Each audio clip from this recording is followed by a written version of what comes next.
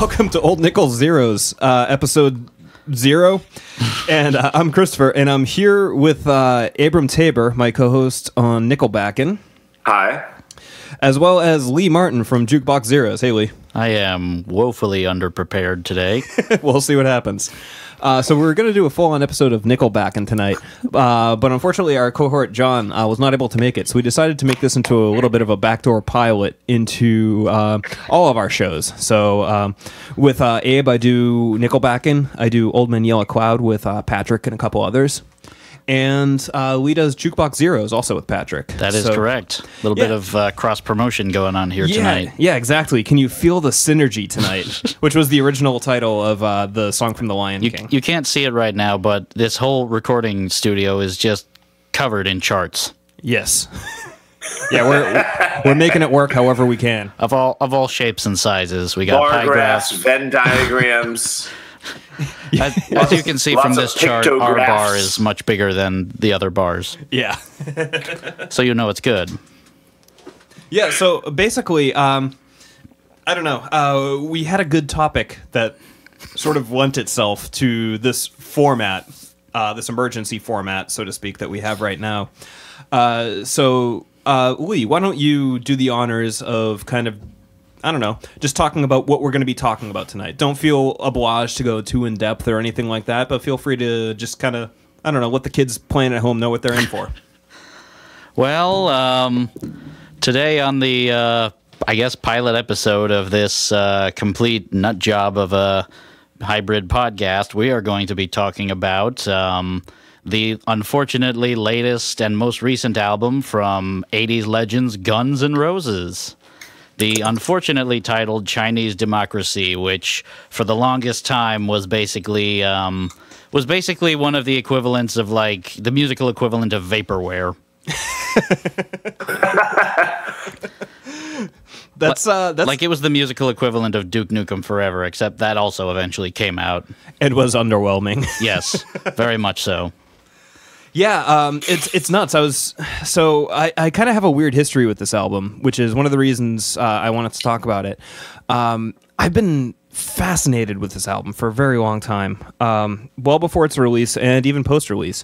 I bought it the day it came out, and as I was telling Lee earlier, the reason I did that was just because I wanted to read the liner notes. I want I want to see who played on it and what studios it was recorded in.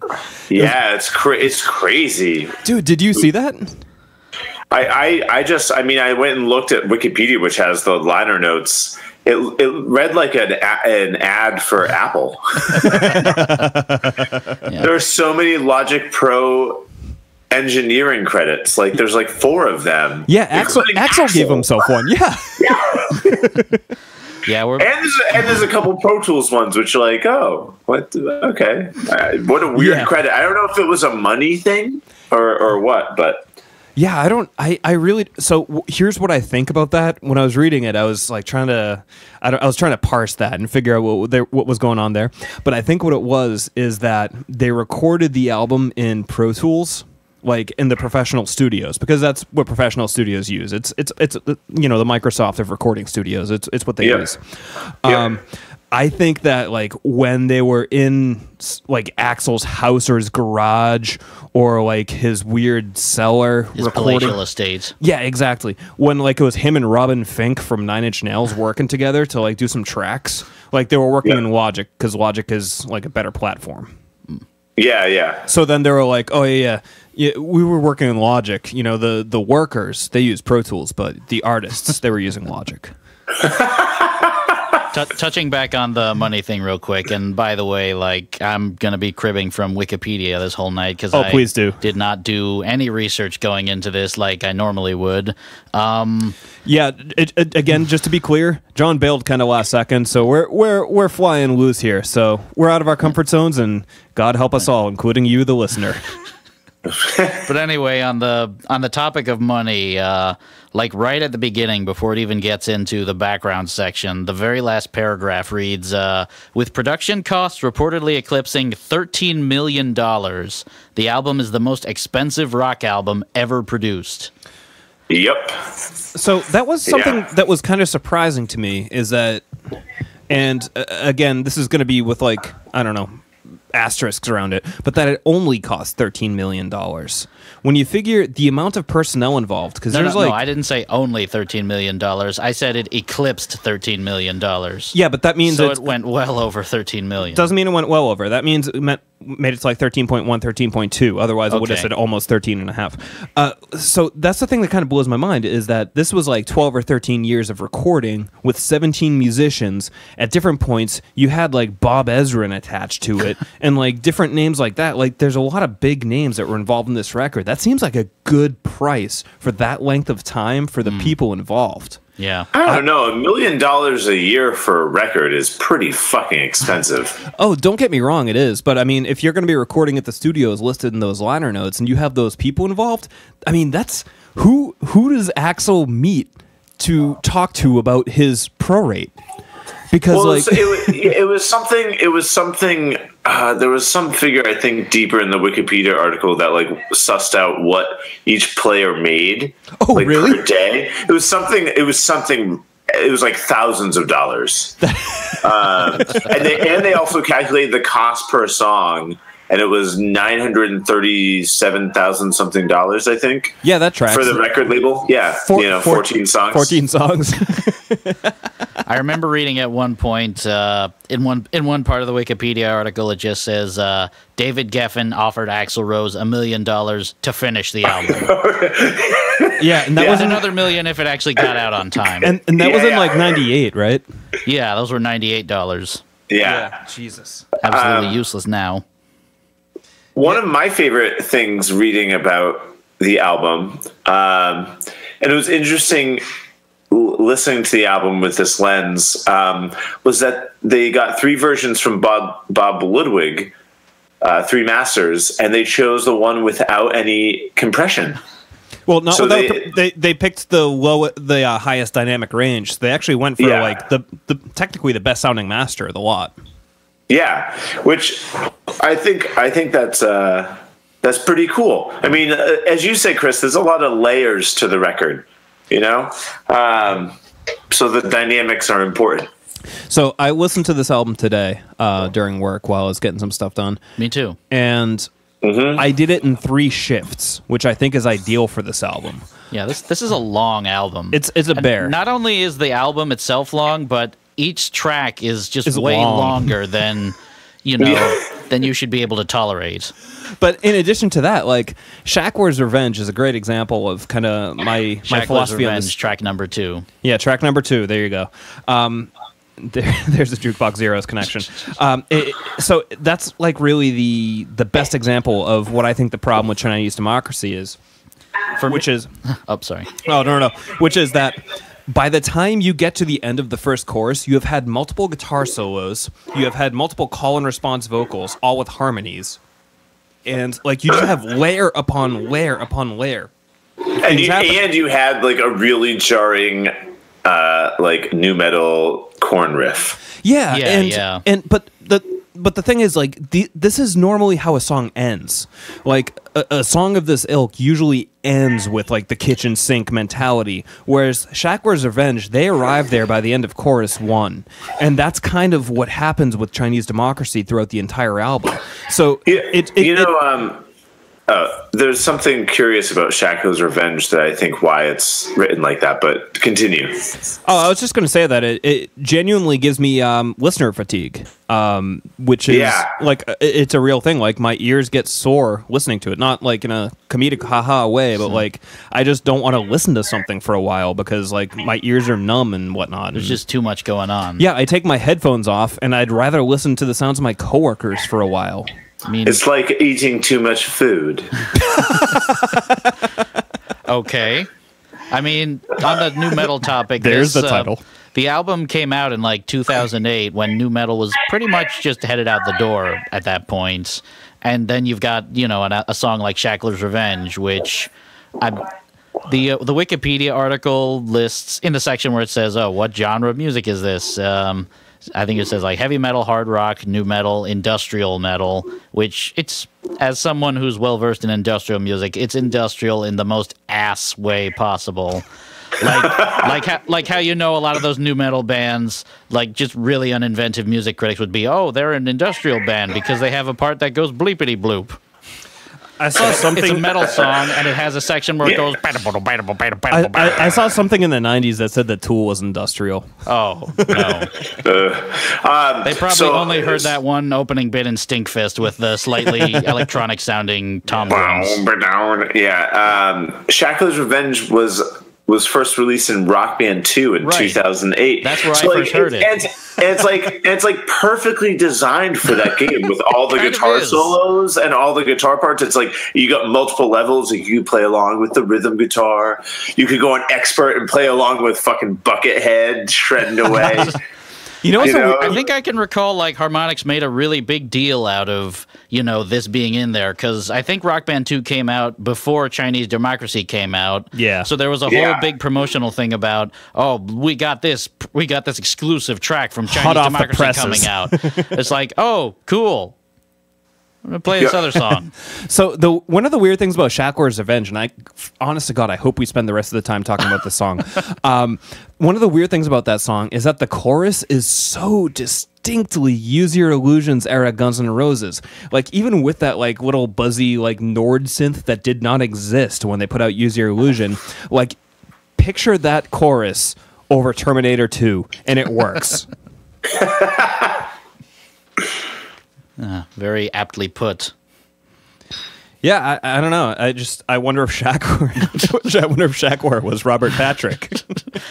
Are we really going to spend the whole episode talking about one song that wasn't even a single? It was a single. It was?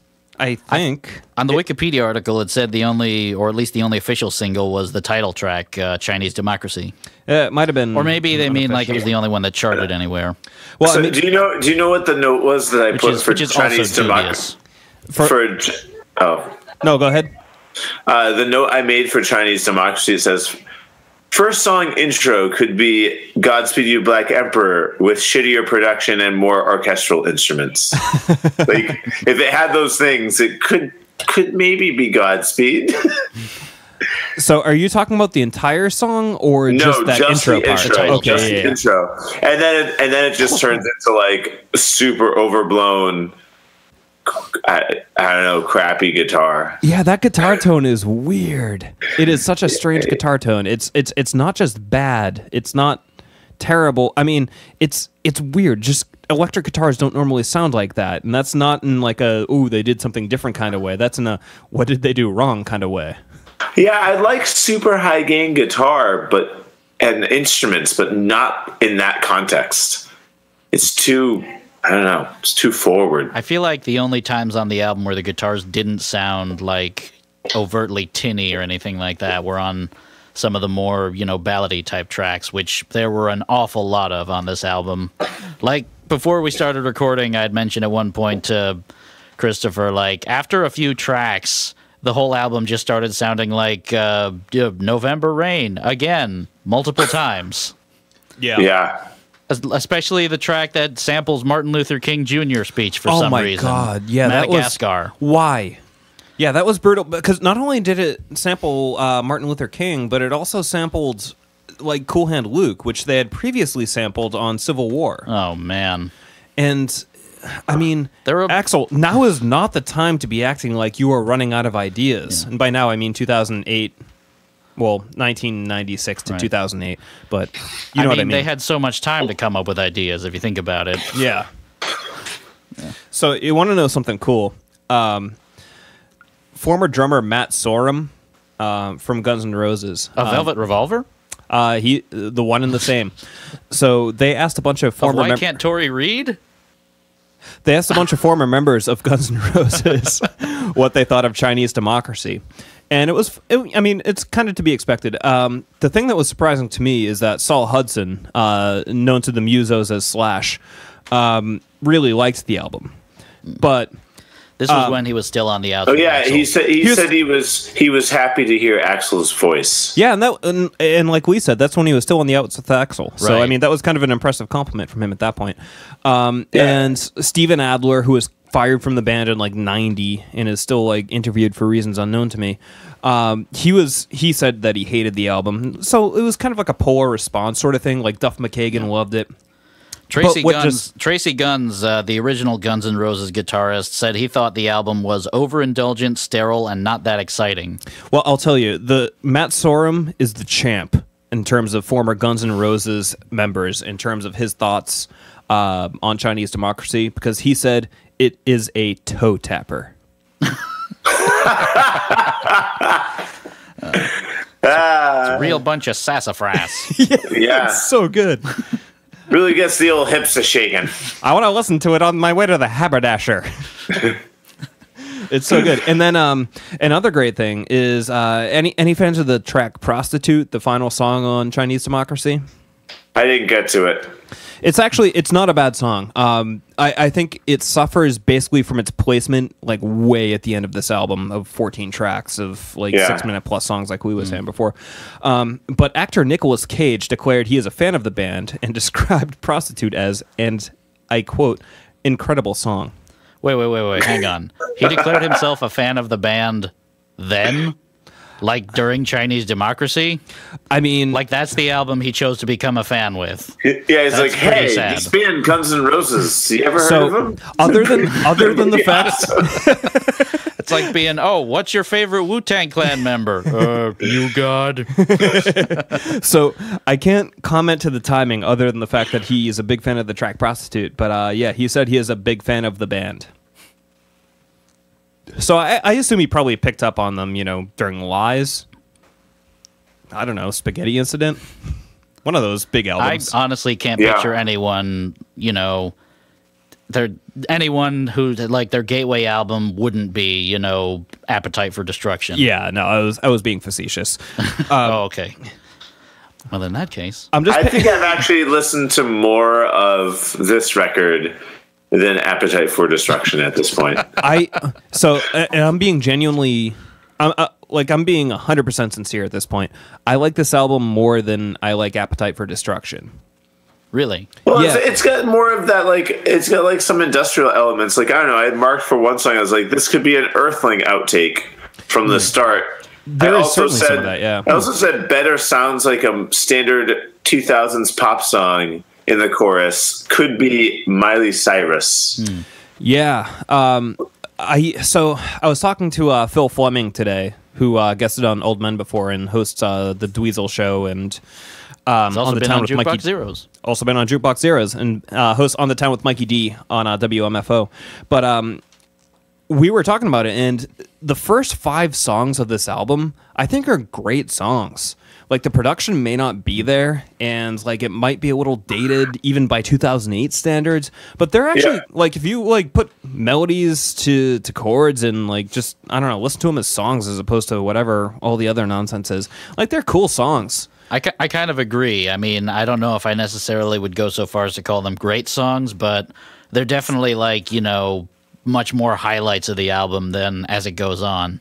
Oh, sure, yeah. And one other thing that I will say it's a front-loaded album. Yes, it absolutely is. And one good thing I will say about Chinese Democracy, I feel like it's a lot more graceful of an album for a band that has taken such a long break in between releasing albums than a lot of other bands have. Like, it's certainly better than what's that one, the Who album that came out like so many years later after John Entwistle died? I think it was called Endless Wire or something. Yeah, that was an embarrassment. Yeah, fair enough. I've not heard it. But at the same time, it's not great. But at the same time, it was not exactly the same sort of gap as Loveless to MBV, right? In the My Bloody Valentine canon. That I think that was a more graceful, long hiatus than this was. Yeah, but at least Chinese Democracy, as you said, Chris, like maybe a little outdated, but showed that the band had had listened to stuff in the intervening time since they had been working on the record. So, I've got a question, and I want to see how what you two think of this. So, there was a 12 or 13 year gestation period for this album.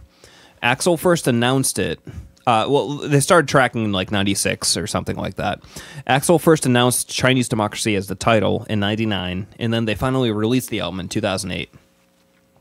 So that means, basically, Chinese Democracy, the song, at the oldest came from 99, and other songs could have been as old as 96, 97. Do you guys think that this was being worked on throughout, or do you guys think that this was recorded in 2007 and Axl shat it out?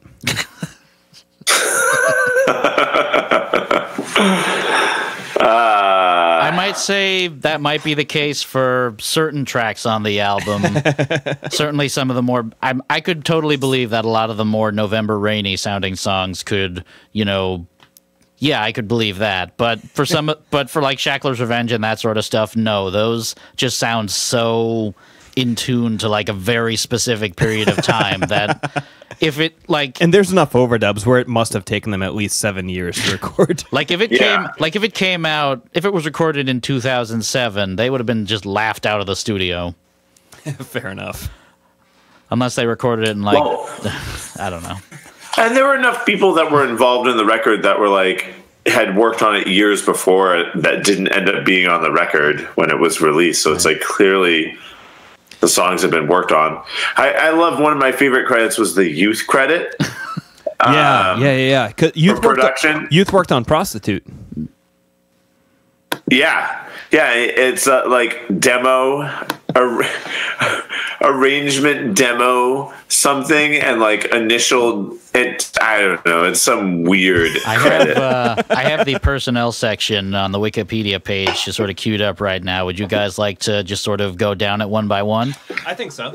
All right. Okay. Guns N' Roses. Axl Rose, lead vocals, keyboards, synthesizers, piano, guitar, samples, arrangements, digital editing, production, Logic Pro, engineering, mixing, art direction, brackets, alternative booklets.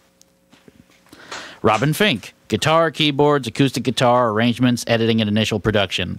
Ron Bumblefoot Thal, guitar. Buckethead, guitar, acoustic guitar, arrangements. Paul Tobias, guitar, piano, arrangements. Richard Fortus, guitar. Tommy Stinson, which kind of surprised me. Bass, backing vocals, arrangements. Brian Brain Mantia, drums, arrangements, initial production, engineering, drum machine, drum programming, Logic Pro engineering. Frank Ferrer, drums. Dizzy Reed, keyboards, backing vocals, synthesizers, piano, arrangements, Logic Pro engineering, some more. Chris Pittman, keyboards, sub bass, synthesizers. That was cool, sub bass. I thought that was sick. Yeah, you don't see much of that. It says all tracks, which is fucking awesome. Bass and drum programming, backing vocals, 12-string guitar, drum machine and string machine, Mellotron, arrangements, digital editing, engineering, additional production, Logic Pro engineering, and Josh Freese, arrangements. Additional musicians. Wow, that's sad for Josh Freese. Yeah, he doesn't even get to drum on this. Yeah, played drums with the band for several years and doesn't get to any credit. What a bummer. Yeah. Additional musicians. Marco Beltrami, orchestra and arrangements. Paul Buckmaster, orchestra and arrangements. Susie Katayama, arrangements and French horn. Sebastian Bach, backing vocals. Patty Hood, harp. After this, it goes into like design, which... Not really any big names there. Not really worth mentioning. Production credits. Yes, so many production credits. Karam Costanzo, engineering and digital editing, arrangements, initial production, sub drums, production mixing. Roy Thomas Baker. What the fuck is sub drums? I don't know. 13. I have no idea. So I've got to say, one of my favorite people. They came from hell to be on track 13. One of my favorite people on this record.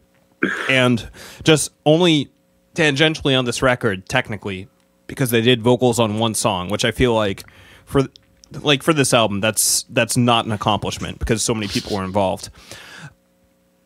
Sebastian Bach. Sebastian Bach. Like, if you read any interviews leading up to this album, Sebastian Bach would talk about this record whenever anyone would listen.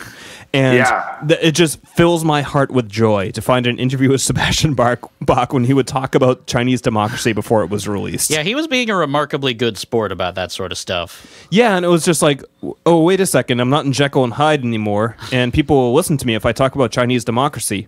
Hey, have you heard Better? So I scrolled down a little bit past some of the production credits, and yep, right there, youth, initial arrangement suggestions, additional demo pre-production.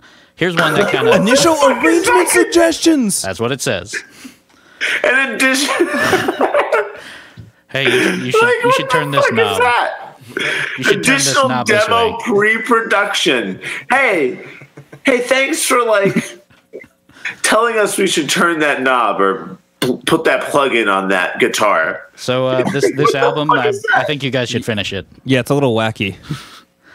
This one kind of jumped out at me. A little ways down, Billy Howardell, recording and editing and Logic Pro engineering.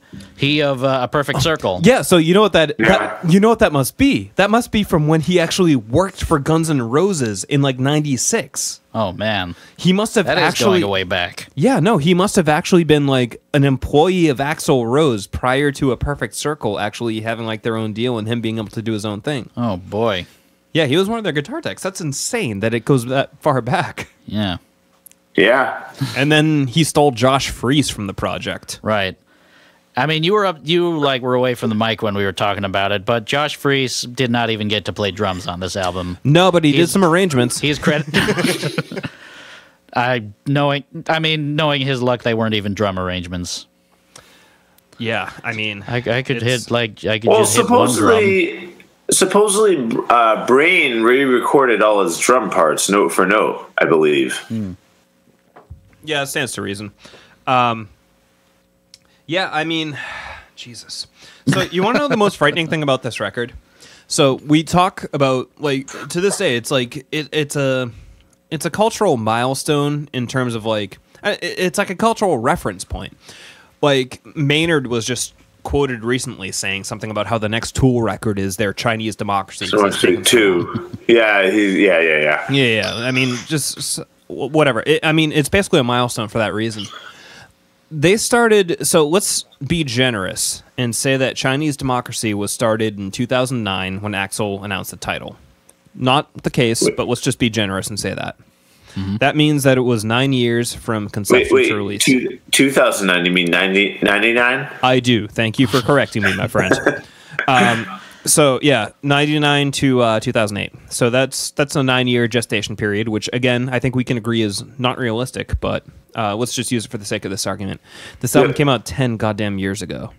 Oh, boy. So we're encroaching the period where, like, people had been mocking Axl for a long time for not putting out Chinese democracy yet.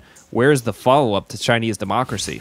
Well, they at least like had played like some live shows a lot more. Yeah, I figured at this point, like, they're done. One with Dave Grohl, which just seemed just ridiculous. Superfluous. Yeah, I like that. I like that Grohl lent Axl his chair, his throne. Yeah. I was going to say at this point, I feel like GNR have kind of resigned themselves to being a nostalgia act by now. Yeah, I'd see him in Vegas with Nickelback. Oh, yeah. Fuck yeah. If they were going to record anything, I feel like someone would have said something by now. Yeah, I mean, Slash is back touring with Miles Kennedy right now. I just saw some poster for some festival he's doing. Is he still doing the Snake Pit, or is it a completely different thing? I think he just goes by, like, Slash with Miles Kennedy or something like that. Who's Miles Kennedy? The guy who sings for him. Miles Kennedy was also the singer for Alter Bridge. Oh. So yeah, right there. I don't know that band at all. Some real pedigree. So, okay. Abe, do you know who they are? Alter Bridge was formed after everyone else in Creed besides Scott Stapp just went, fuck this, and just went off and did their own thing with Miles Kennedy. I have been staring like a deer in headlights at the corner of my oil drum in terror since you said you didn't know who they were. I can only imagine what that sounds like. I feel partially responsible now. Thank you for sullying my mouth and my soul. My mouth and my soul. My God, that's awful. Hey, since apparently all rules are off this evening, fuck it. You guys want to hear some news? Go for it. Sure. Is this related to Guns N' Roses or? No, this is not related to them at all. Okay. Nickelback news? Perhaps. So, Matt Bevan, brutally dismissed by Kentucky teacher with sign. Bevan listens to Nickelback. Whoa. And this comes to us from the Courier-Journal out of Louisville, Kentucky. A Kentucky teacher delivered the sickest possible burn to Governor Matt Bevan during protests against a controversial pension bill and Bevan's general insistence that public education is a waste of resources. Abe, this is one after your heart. Oh, yeah. A simple cardboard sign proudly held aloft by an unknown hero summed up the Bevan era in 4 words. Bevan listens to Nickelback. Boom. There is no coming back from that one. This reads like a fucking clickhole article. There's no coming back from that one. The sign has so far not affected change other than inspiring a Cincinnati company to make T-shirts. But I think we'll all feel a little better. United even. Nickelback, for the lucky few who don't know, is a Canadian hard rock band that The article says for the lucky few. Just the fact that they would even need to get into that feels like... Yeah, take a minute, guys, and just... I don't know if this is fair and unbiased. Nickelback, for those of you who haven't consumed a piece of media since Spin Doctors... I mean, guys, this had a sentence that said boom, full stop. And this is where you guys are taking exception. Wait, I missed the boom. Where was the boom? Boom. There is Show me the boom. All right. Well, I'll roll back far enough to give you a bit of context too. A simple cardboard sign, proudly held aloft by an unknown hero, summed up the Bevan era in 4 words. Bevan listens to Nickelback. Boom. There is no coming back from that one. It's the pause that really made that time. Thank you for reading that again.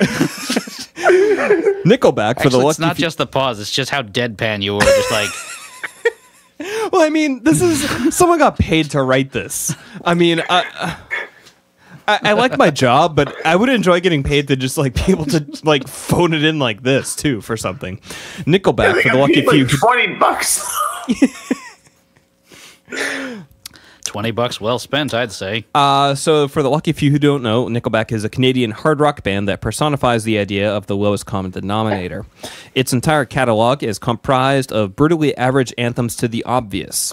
So, I mean, I feel like we've kind of exhausted this topic, so there's no need to like beleaguer this or anything. I haven't. I'll just say they're lower common denominators than Nickelback. You could do a lot worse than Nickelback at this point. Oh yeah, exactly. Oh my God, at this point, I'd like to. You sound like the friend at the middle school dance who's like, you could do so much worse than Nickelback. At this point, I'd like to announce my spinoff, Trainbackin. It is not for anyone to listen to. I do not recommend this at all. I'm done. Which means, of course, that Nickelback is incredibly popular. But Chad Kroeger and his faceless comrades have also become a symbol of everything terrible, or mundane, or embarrassing, or indefensible in this sad, defeated world. It's unclear when accusing someone of loving Nickelback became a catch-all dismissal, but it has become a reliable meme. Band members have become pretty good at defending themselves and have plenty of practice. And here they linked to that rebuttal that our boys in Nickelback sent to Schwarzenegger. Making fun of him for Batman and Robin. Mm-hmm. Oh yeah. So they end with this. The big question is this: does Bevan actually listen to Nickelback? We'll probably never know for sure, but if he does, his favorite song is probably She Keeps Me Up. And I'm sure that's something that is very relevant to the fine folk of Kentucky. There we go. There's the journalist speak right there. Yeah, I have no idea what that reference means. And I'm going to be, like, honest. I don't know what they're getting at with that. That last bit just totally sounded so much like just, local newscasts. But if he had a favorite song, it would probably be She Keeps Me Up. Hey, honey, I'm the funniest guy at the office. Check this out. No, I didn't bring the Far Side calendar in today. I did something completely different. It's going to blow your mind. Jesus It's Christ. a Dilbert calendar. Oh, my God. Scott Adams is a fucking terrible person, huh? Probably. No argument there. No, Abe, you need to read about Scott Adams. He's a bad man. Oh, really? Yeah, Why? no, he's a fucking horrific individual. Why? What? Okay. He's like one of those people. He's just like a rampant misogynist. Like super. I don't know. Like that's the first word that comes to my mind with Scott Adams is misogynist. Like he's just a bad dude. Okay.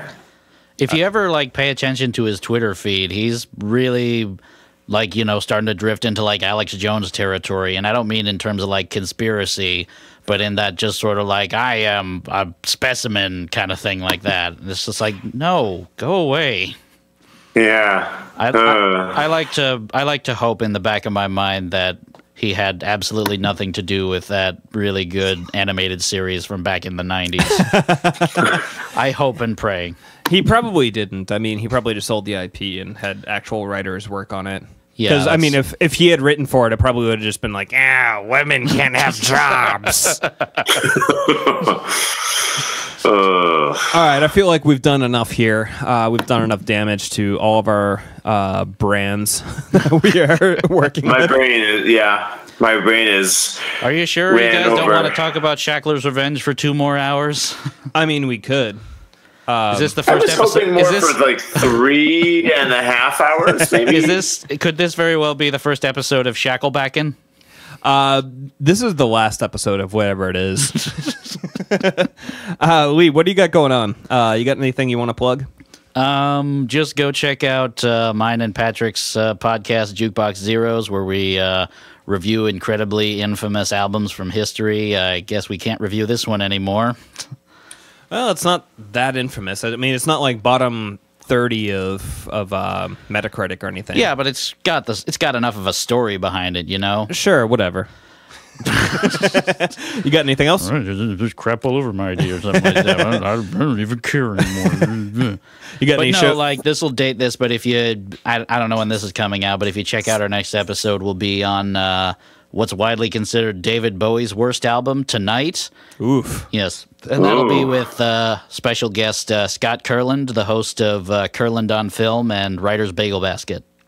I think I would take Tonight over Pinups. You think so? Not by a lot. They're both tough. They're both difficult. David's asking a lot of us in both circumstances. But Oh boy. Abe, what do you have going on? What do I have going on? I don't have a whole lot in April. I've got a show on May 3rd with Sun Hat at Kung Fu Necktie in Philly. That is the best venue name. Yeah, it's a cool spot. They have two nice rooms. I recently got elected building rep for my schools. What's that entail? It's like a shop steward for the union. So I like handle union business in my building. Oh, gotcha. Do they give you a Yeah. sash? No, I don't have a sash, unfortunately. Oh, that would be so good if you had the sash between classes and like teachers that were actually like running astray. You could yell at them. Hey, you Come back over here. You teach English. You get to your class right now, mister. I think you'll find that I have a sash. It's my plea to authority. No, that's sweet though. Yeah, no, that's pretty cool. I'm excited. Sweet. What about you, Chris? What do you got going on? Not a lot of anything. I did a record for the RPM Challenge that is up on Spotify, Bandcamp, iTunes, and all those things. Very awesome record. Thank you. It's called 7 Months at Chimney Rock. It was fun to make, and kind of forgotten about it otherwise. But yeah, you can listen to that if you want. And that's what I got going on at the moment. Cool. So anyone else got anything? Nope. Nah. All right then. Well, until next time, dream sweetly of Guy Fieri.